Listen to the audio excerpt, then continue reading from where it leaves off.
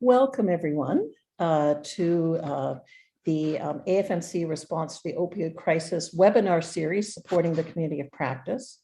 I'm Lisa Graves, and I'm the moderator of this fourth webinar on physician liability presented by Dr. Susan Swigum and joined for the question period by Mandy Lawson. Next slide. We acknowledge that we are in the traditional, unceded, and unsurrendered Algonquin-Anishinaabe territory. Nous reconnaissons que nous sommes dans le territoire traditionnel et Algonquin et Anishinaabe non cédé. I would like to also remind each of you to acknowledge the traditional owners and caretakers of the lands from which each of you are joining us from today. This project has been made possible through a financial contribution from Health Canada. The views expressed herein do not necessarily represent the views of Health Canada. I'd like to also at this time acknowledge the planning committee that has been responsible for the development of this material and for maintaining excellence in the continuing professional development we're offering. Here are some disclosures from the planning committee. If you would like more detail, please let us know.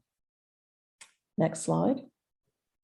This presentation is part of an initiative in continuing professional development. It aims to provide information and opinion which will assist physicians and other health professionals in maintaining and enhancing their competence. All content provided in this presentation is intended to be used thoughtfully. Viewers of this presentation should rely on their own professional skill and judgment to assess the accuracy of the opinions and the information expressed. Just a little bit of helpful information. We're providing live transcriptions to the session. If the controls can be found by clicking on the closed caption button on your Zoom bar.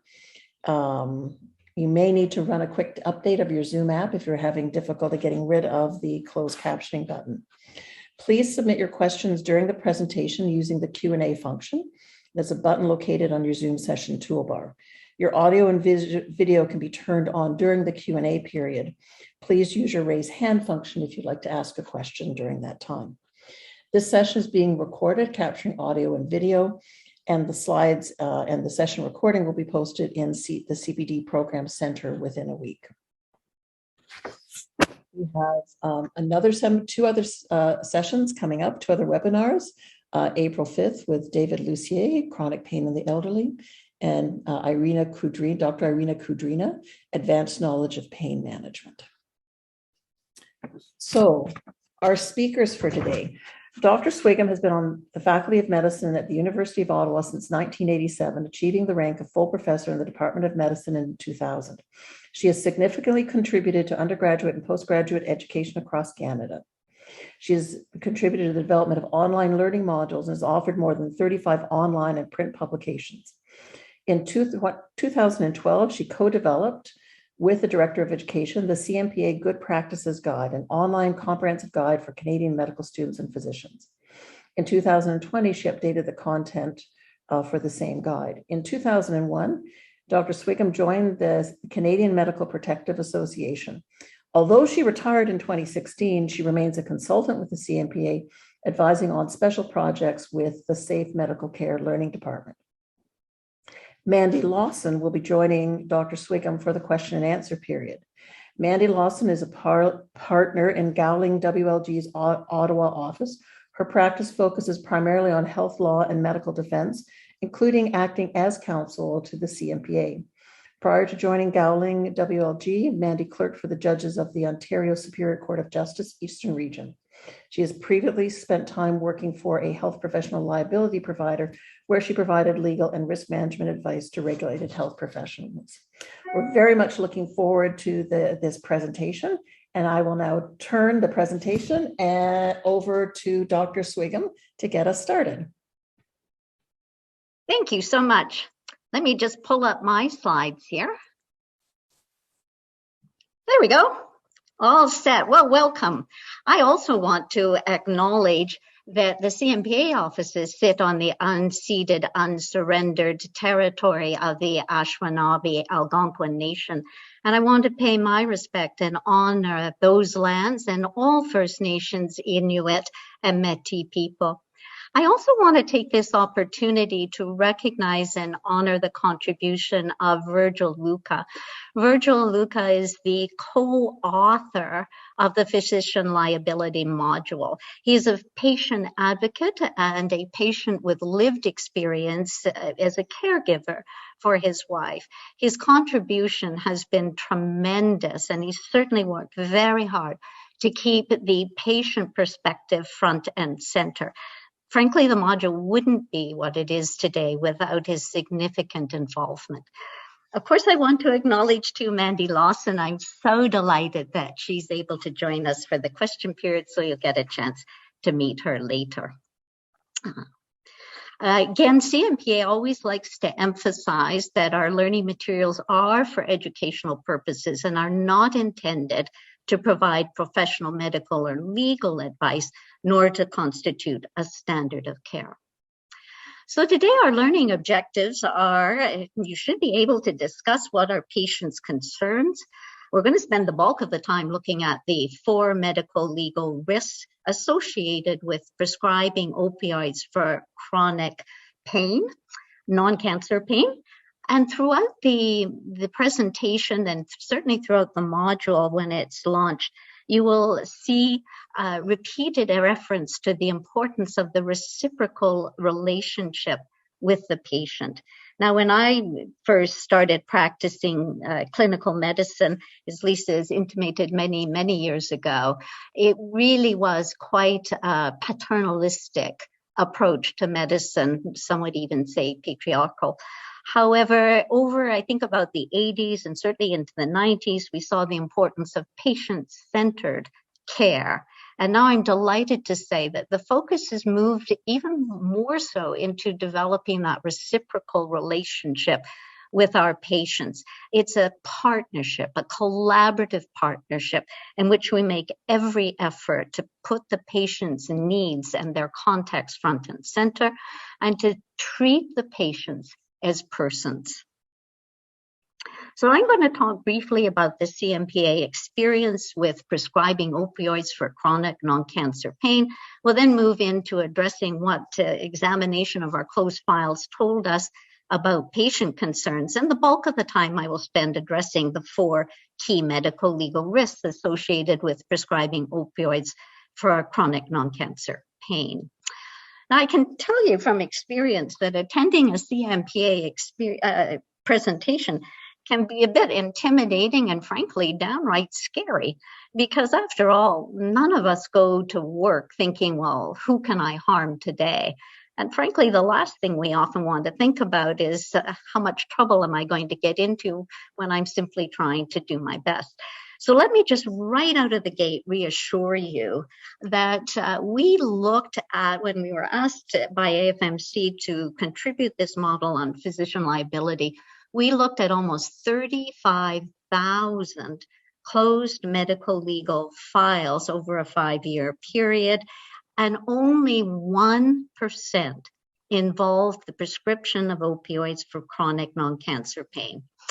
Of that 1%, 94% of the cases were in fact complaints to the regulatory authorities, provincial territorial regulatory authorities. Now, you know that as the college that provides your license.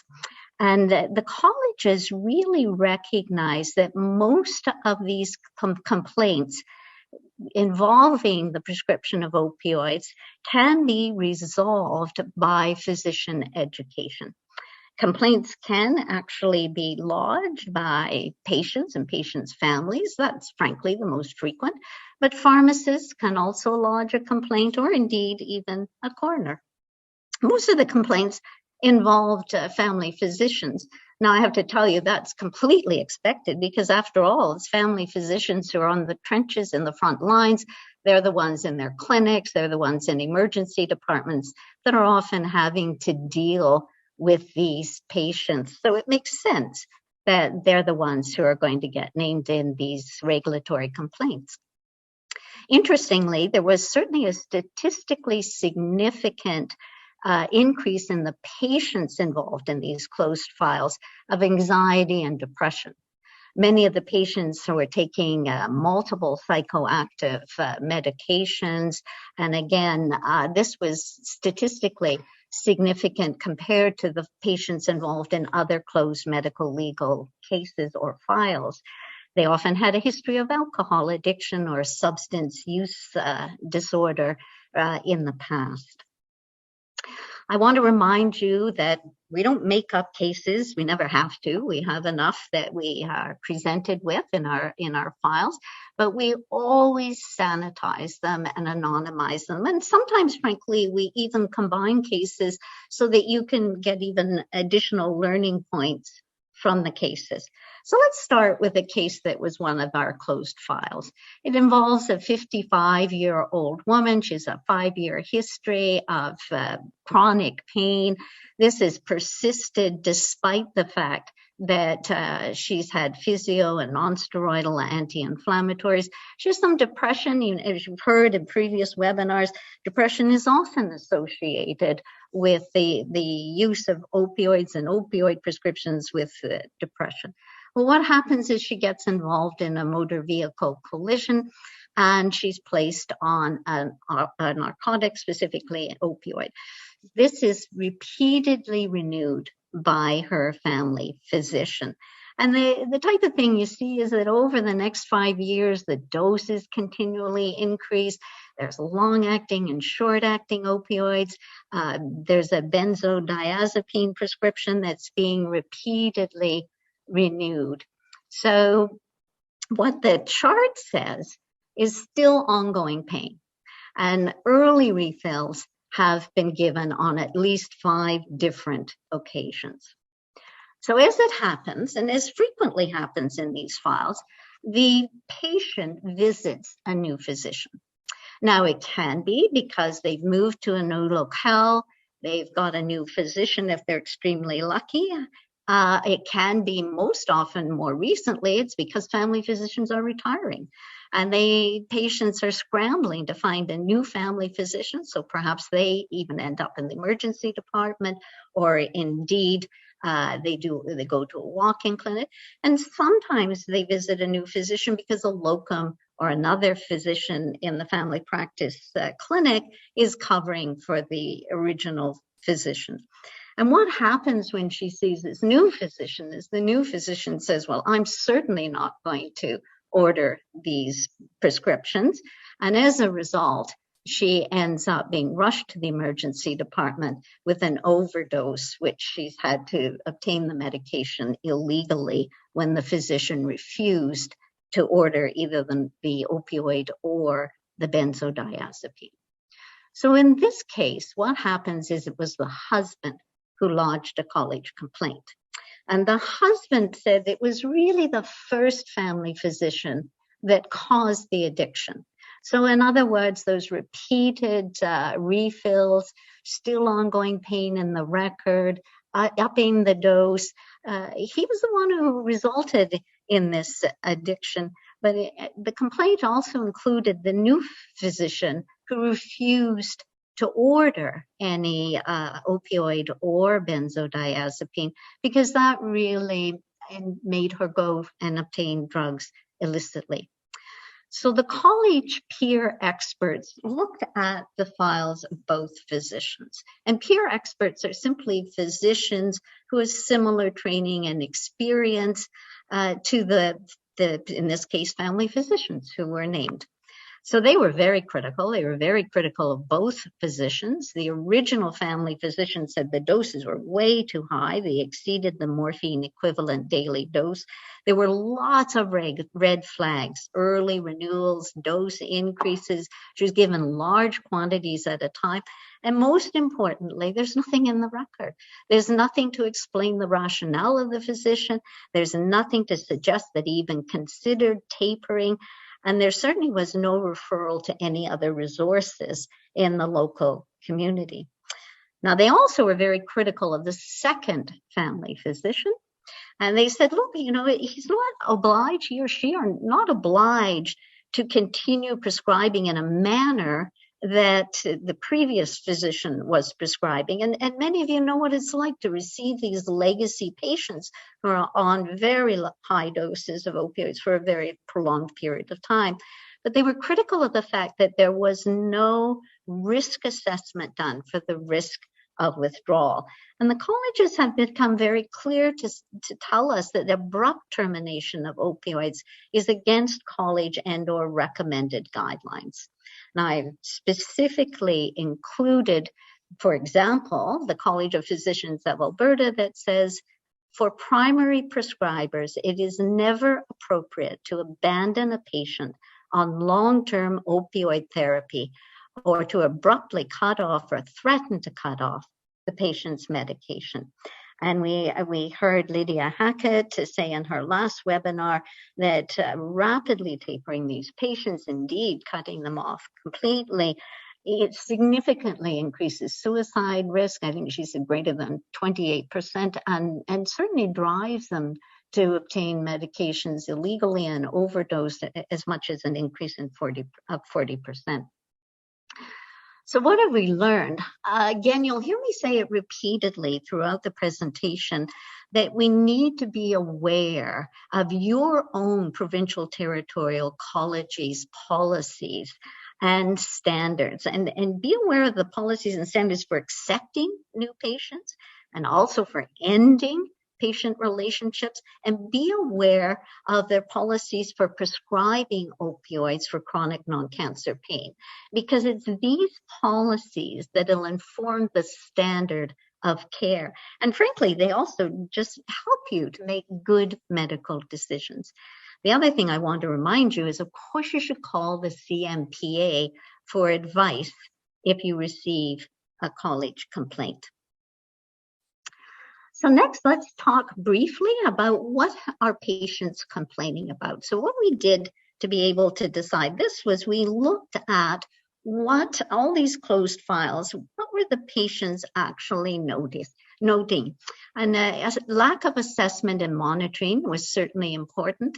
They felt that they hadn't been told what the risks and benefits were, but I have to tell you, the bulk of the issues from a patient perspective were dealing with communication, how the physicians communicated with the patient or the family, or indeed how the physician communicated with other healthcare providers. So with regards to communication with the patient or family, they said, well, we had no idea what was really expected of us when there was no assessment or ongoing monitoring. We didn't know how we were supposed to be followed up, or what expectations you had for our role in monitoring. They noted there was no consent discussion. We didn't understand the risks and benefits. We didn't know what the alternatives were. And the most worrisome, perhaps, comments that we see repeatedly is that the physician talked to them in a very demeaning tone, that they were often dismissed, that they were accused of misusing opioids, that they were judged. And we know that they perceived a lack of compassion, which led to a lack of trust. The other thing that is important to note is that they often felt that their relationship was abandoned. Indeed, it was a poor relationship to begin with, and then they were abandoned. And when you are thinking about ending the patient relationship, call the CMPA for advice, or call a college and get assistance for how to do that. The other complaint that we saw was about the communication with other healthcare providers. And in particular, it's important to know the resources that are available in your area. Are there psychologists, social workers, psychiatrists, pain management experts, addiction physicians who can help you out and avail yourself? And in particular, pay attention to the pharmacist. And please respond when the pharmacist calls you with their concerns about what's going on with opioids in a specific patient. we're talking about the importance of good communication. And I know you know that. I think you know all too well that it increases adherence. It helps in patient satisfaction. It improves their therapeutic adherence to their therapeutic plans, certainly decreases the risk of medical legal events and of medical adverse events. It decreases college complaints. And generally speaking, it doesn't significantly increase the time that's needed for each visit. The thing that I think is really also important for us to understand is that it significantly increases your work satisfaction because the focus is on seeing the patient as a person. The focus is on really establishing a relationship, a partnership, a collaboration with the patient so that their needs remain front and center. We all feel compassion when a patient's in pain, and we want to be able to help them. And so saying something like, I know this is a tough time for you, but rest assured that we're going to go through each step together. They don't want to feel abandoned, and they certainly don't want to feel demeaned.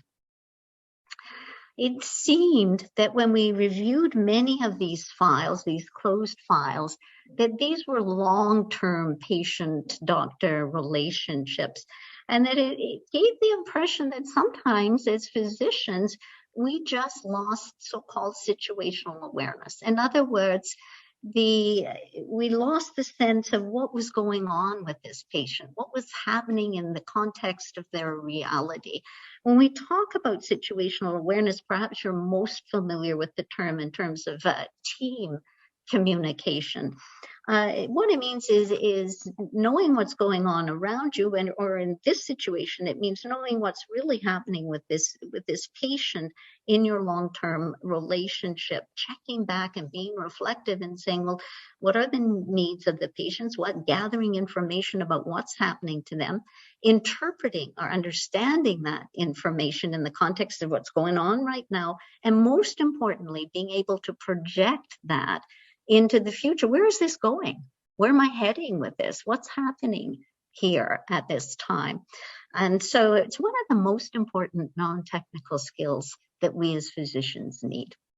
So in terms of patients' concerns, what we learned was they are concerned about lack of assessments, the failure to provide ongoing monitoring. Most of all, they're concerned about lack of compassion, lack of empathy, lack of respect.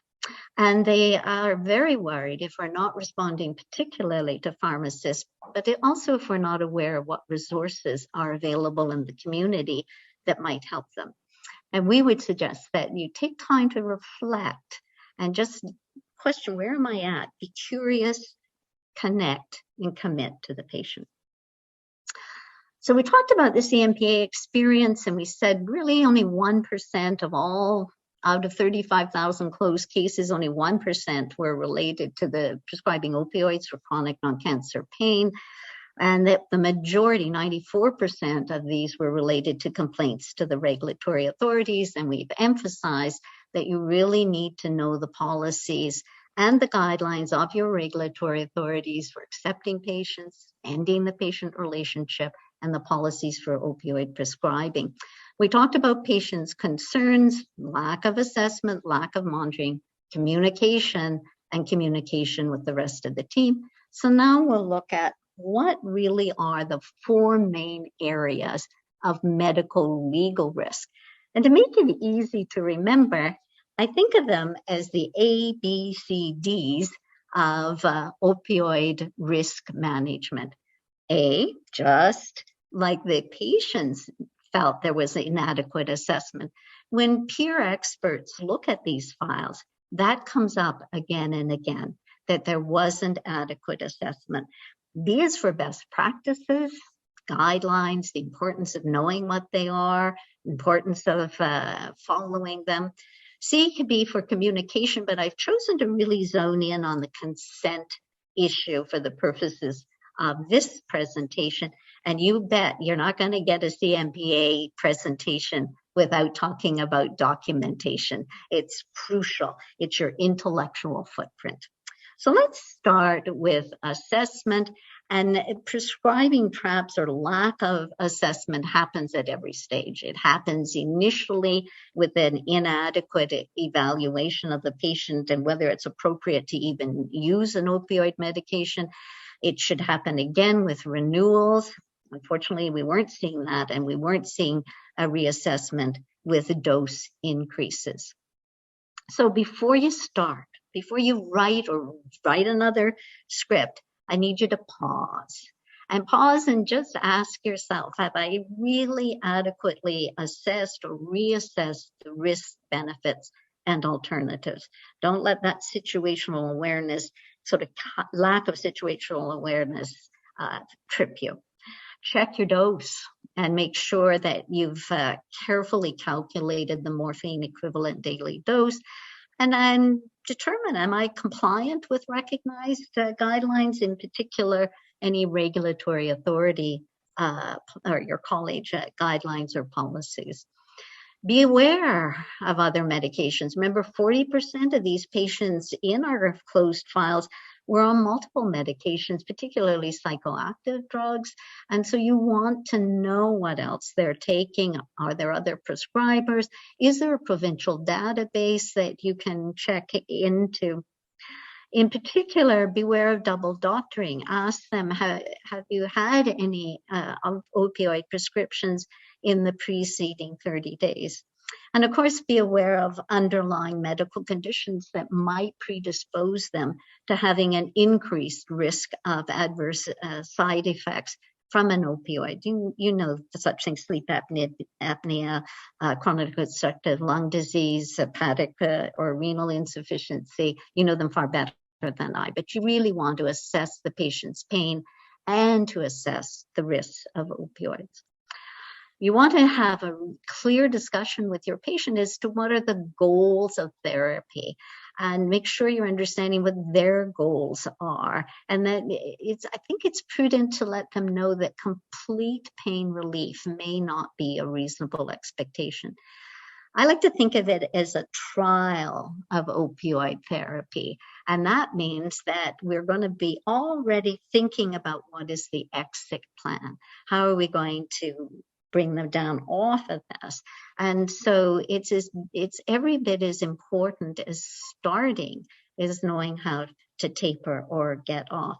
And again, in the AFMC curriculum, there are superb modules that will be launched on how to prescribe and deprescribe and manage opioid therapy. Excellent modules on how to manage pain. So I urge you to explore those once they're launched. You want to confirm the doses. Again, generally recommendations: start low, go slow. Much easier to raise the dose than to try and taper it and get them off. We've said it enough times, but you're going to hear me keep saying it. You'll be sick of me saying it, but you need to know what the regulatory authority guidelines are in particular. In addition, you should be aware of all the clinical guidelines.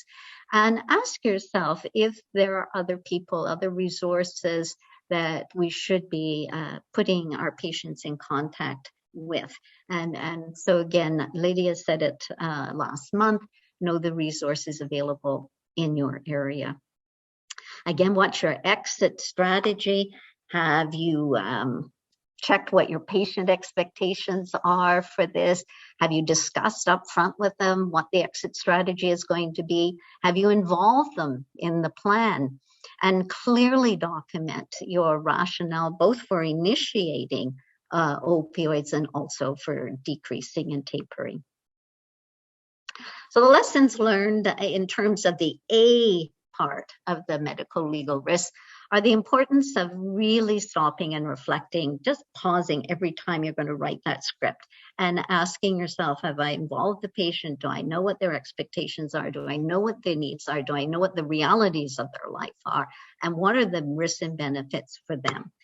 Of course, with virtual care, it's particularly challenging right now, but I would ask you just to remember that sometimes there will be patients that you're just going to have to see, that virtual care is not going to allow you to do an adequate assessment of their pain or where they're at. Be aware of cognitive biases that you may have.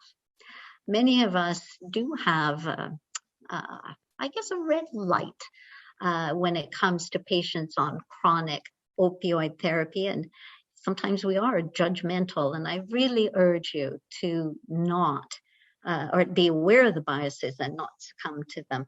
And of course, document the rationale, both for starting and for tapering opioids.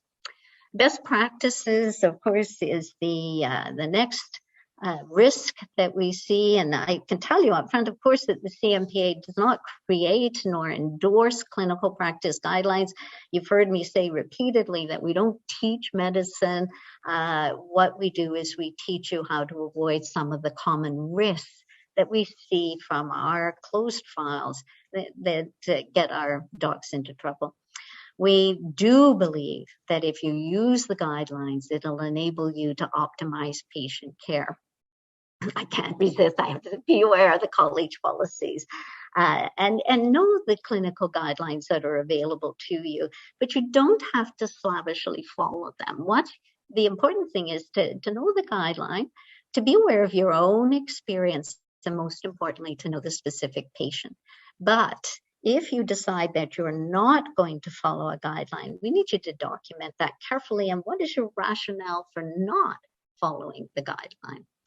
In the module, both the physician liability module, but in really all the modules within AFMC, you'll see direct links to the guidelines so that you will be able to go into the modules and simply push the button. It'll take you right there.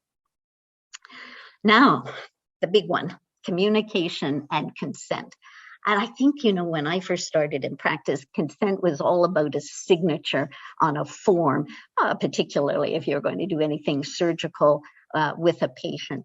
And I'm delighted to tell you that that is not what consent is about. Consent is about building that reciprocal relationship with the patient. Consent is a dialogue that you're going to have with your patient. There are, in fact, 3 key elements of informed consent.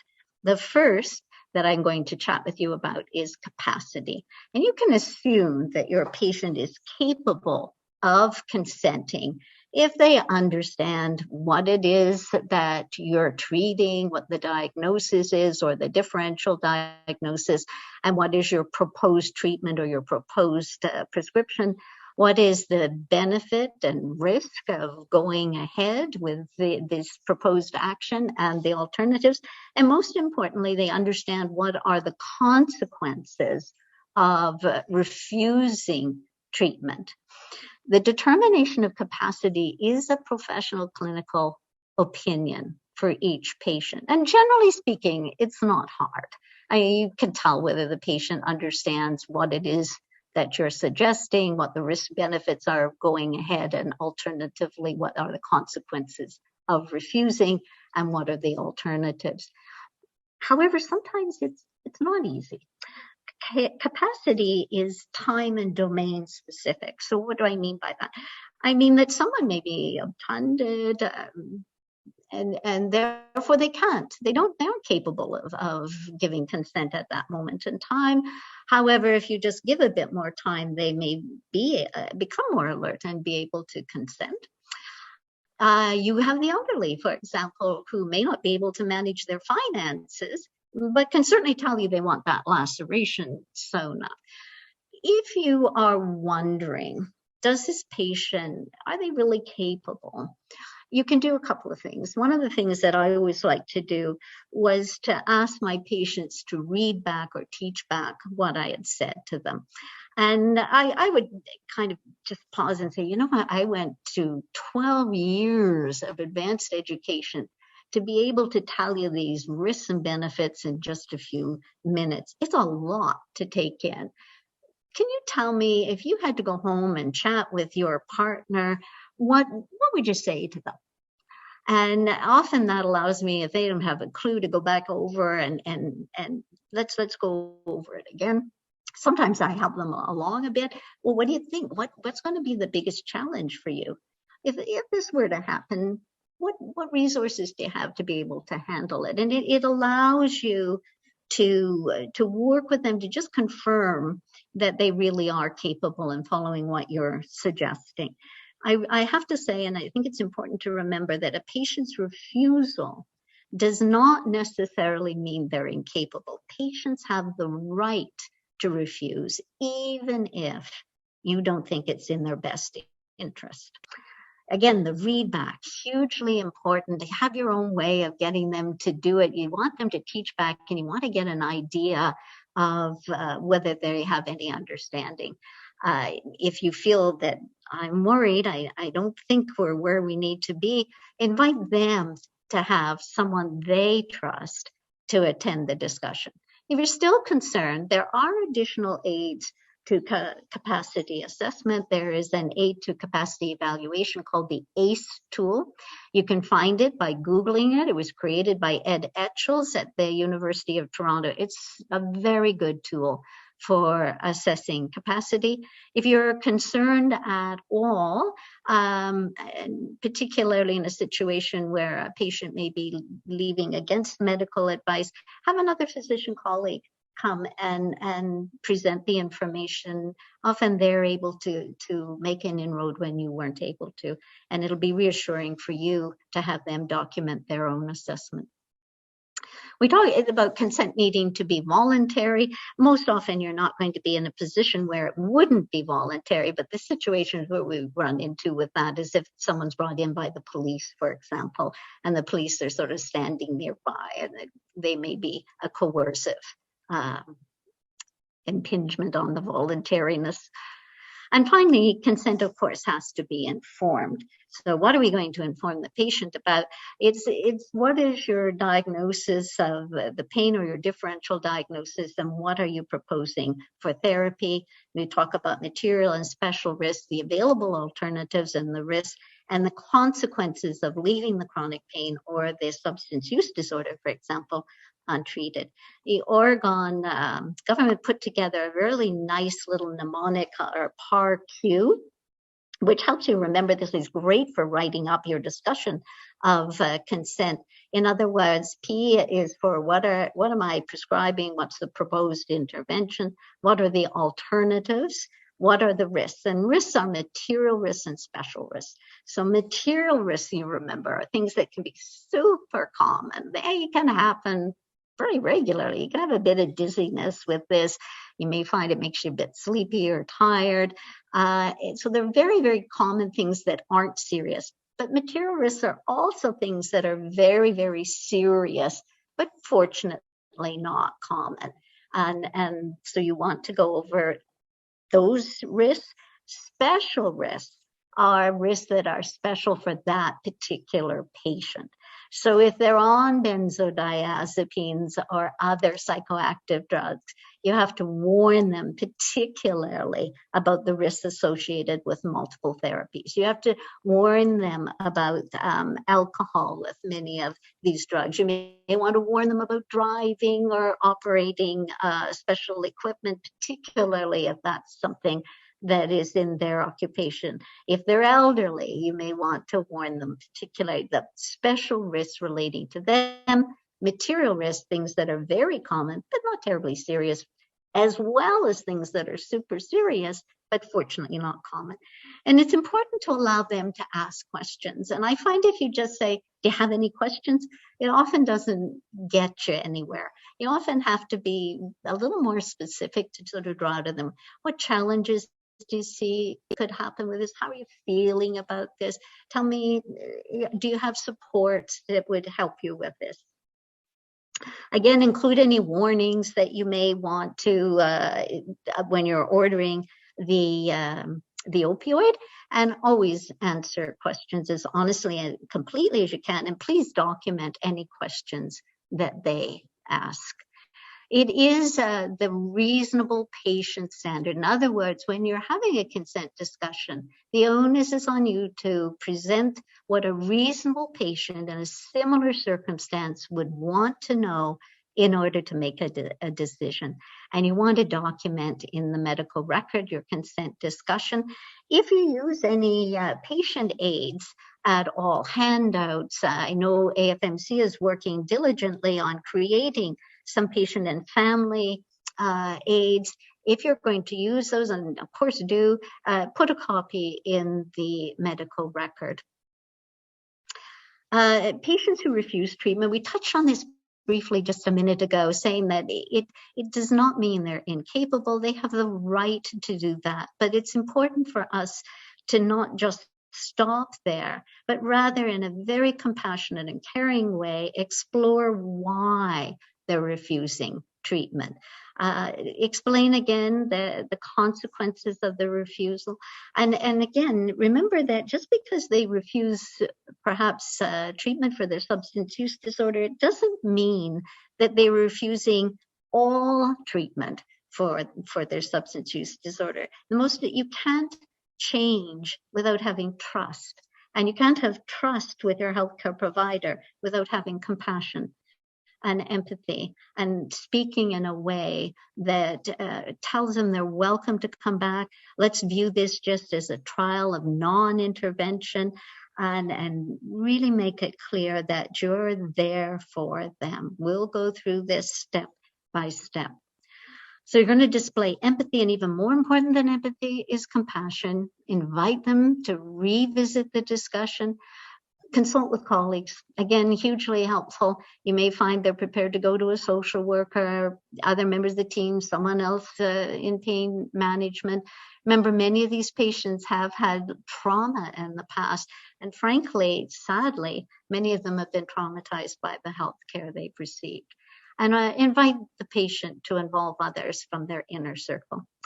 When you have discussions with patients about opioid, always, you know this, you sit down, you lean in. People always think it's going to take a lot of time, but studies have shown that if we just don't interrupt the patients, usually they'll tell you their story within sort of 92 seconds, 2 minutes at the outside, and we interrupt them after 18 seconds. We want to be very clear about what we're asking them to do in terms of follow-up and monitoring. Again, please be non-judgmental. Please stop, reflect your own biases when dealing with these patients. And again, be sure to maintain privacy and confidentiality as much as you possibly can so that they are able to be as open with you as they need to be, and to acknowledge that chronic pain is really tough. It's tough for us. We feel a tremendous amount of compassion for these patients, and that often leads us to continue escalating the doses, or we feel pressured by patients or families. But again, to pause and reflect on what is truly best for this patient at this time. Threatening behavior is an excellent article published by the CMPA in June of 2021. I would invite you to look through it. But again, protect yourself, protect your staff. And if you really are in a situation of an imminent threat, then do call the police. You do have to document objectively what is going on. Such things is shown here. They specifically requested such and such. What's gone on with your view of that? The patient became very angry when they were refused. Again, very objective documentation, which takes me into the last area of risk, which is that of documentation. And of course, we want you to document as much as you can. Most of us are on EMR at this time, and my advice to you there is to augment your checklist. So all too often, it just looks like we mindlessly went through a checklist. And so you want to make it look like you really were interfacing with this patient, engaging with this patient, establishing a collaborative relationship. So put down, patient expressed concern about this, patient was worried about that, patient questioned this. Just document specific things. Please document your team communication, particularly any communications you have with the pharmacist. Your discussions and your rationale always go in. It's good for safe patient care. Someone picking up your file understands what you're thinking and why you made the decisions. It's your intellectual footprint in the chart. And if you're not, it's going to be quite all right. You don't have to follow the guideline. But if you are providing treatment which is at odds with established guidelines, please be careful to document why. So our learning objectives were to discuss patients' concerns. We said lack of assessments, insufficient monitoring and follow-up was a concern. The biggest concern was how we talked to them. They dismiss them, we demean them, we traumatize them. And then on the other concern from patients was our communication with other members of the healthcare team.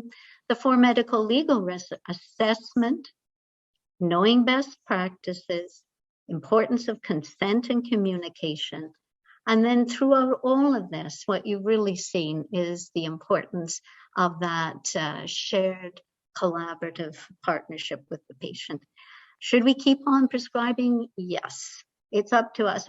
Many patients do very well on relatively low doses of opioids, some on higher doses of opioids, but they need it in order to function.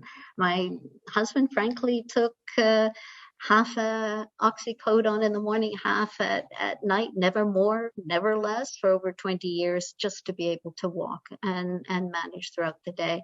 So it's for whom know the risks, know how much, for how long, and most importantly, know when to stop.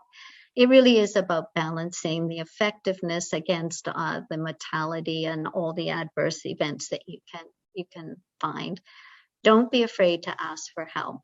The CMPA has incredible physician advisors who are available to you on the phones when you have questions related to specific patients and specific scenarios.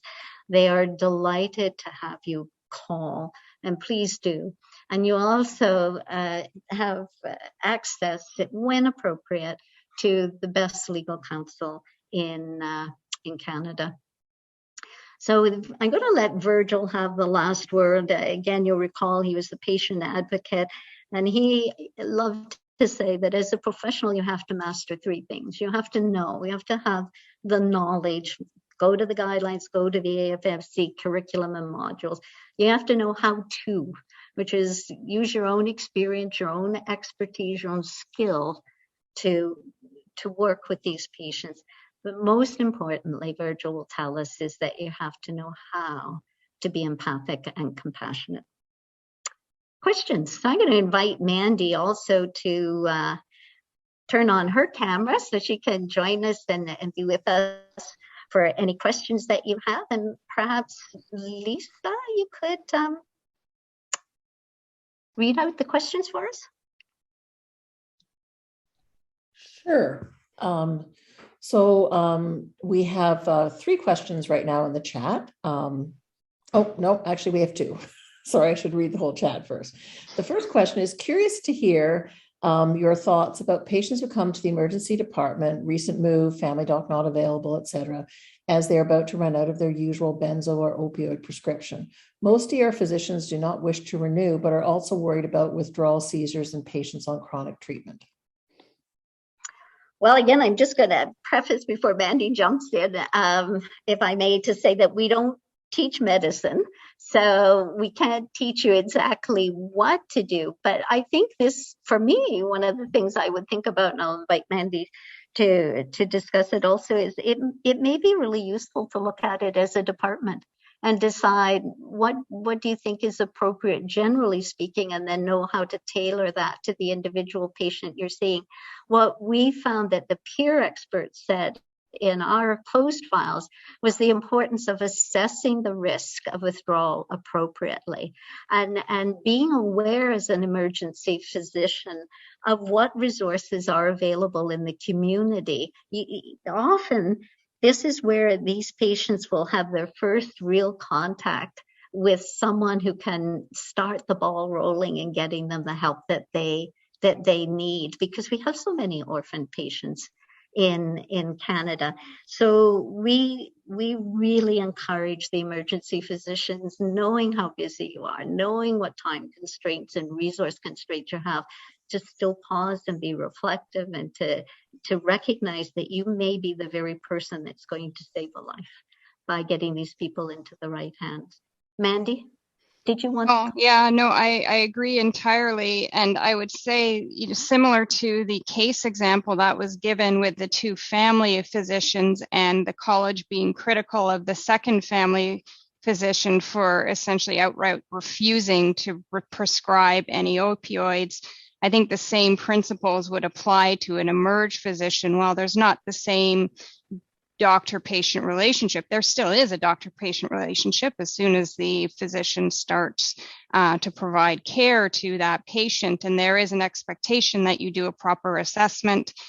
So to the extent that the patient is just dismissed because there is a fear of prescribing the opioids, and if the same result as in that case example occurs, you can bet your bottom dollar that the college is that the patient and family will complain, and a college and or court may be critical if there was no proper assessment there.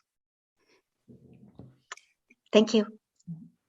I'm going to follow up with the third question in the chat and then go back to number 2, because I think it relates directly to this conversation.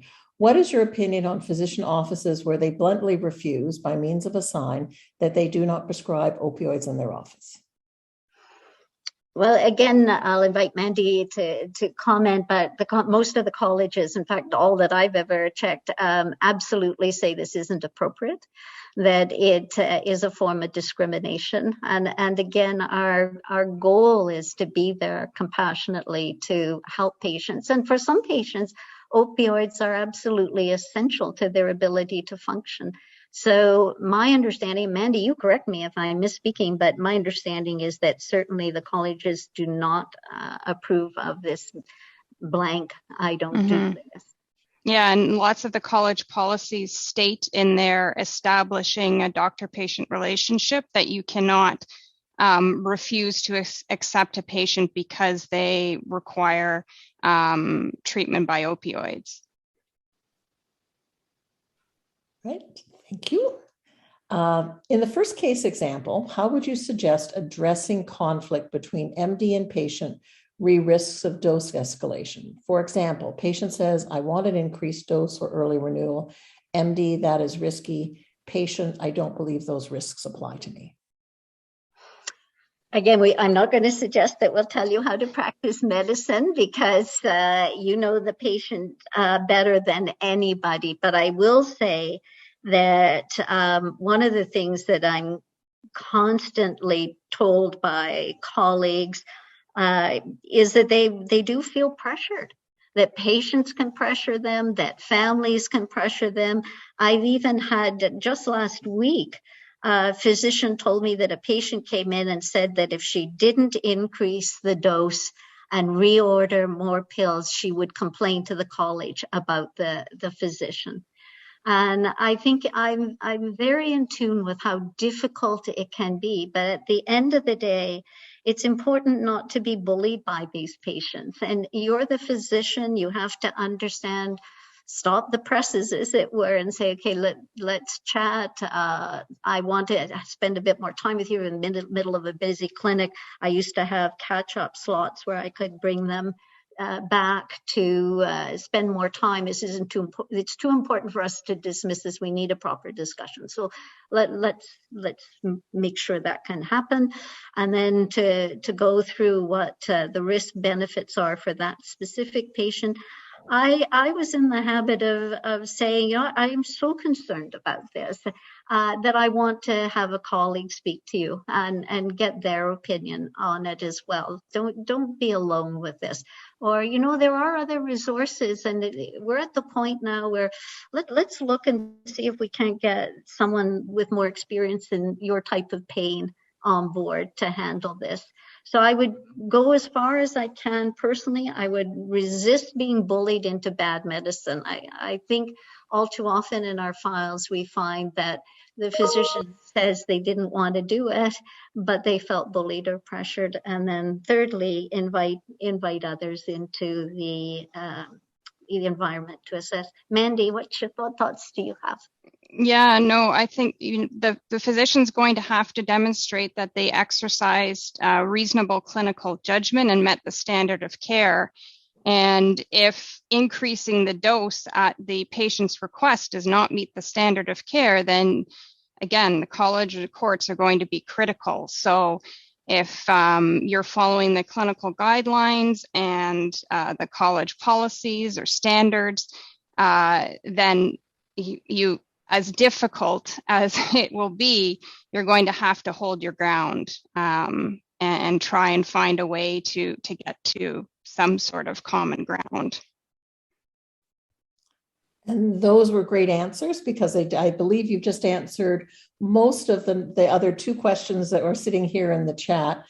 Someone wanted an example of a legal action where opiates were an issue of concern, but it sounds like there's probably a list that you could provide rather than an example. But I was just wondering in our last few minutes whether you had a sort of a salient example or something you'd like to share with the group that would resonate.